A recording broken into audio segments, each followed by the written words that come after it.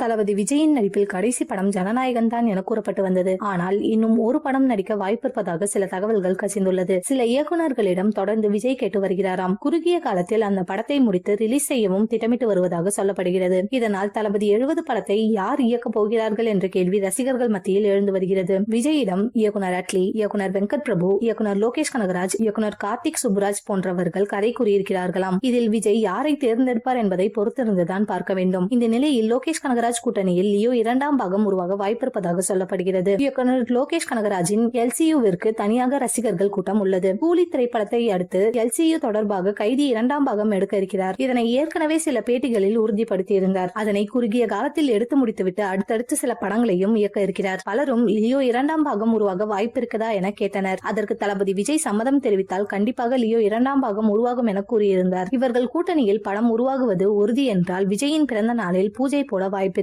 மேலும் இந்த பூஜையில் விஜய் குடும்பத்துடன் கலந்து கொள்வார் எனவும் எதிர்பார்க்கலாம். இதனால் லியோ 2ஆம் பாகம் கதையும் தயாராக இருப்பதாக சொல்லப்படுகிறது. லியோ 2ஆம் பாகம் கடைசி படமாக இருந்தால் இந்த படத்தில் கமல்ஹாசன், சூர்யா, கார்த்தி, விஜய் சேதுபதி போன்ற முன்னணி நடிகர்கள் பலரும் நடிக்க வாய்ப்பிருக்கலாம்.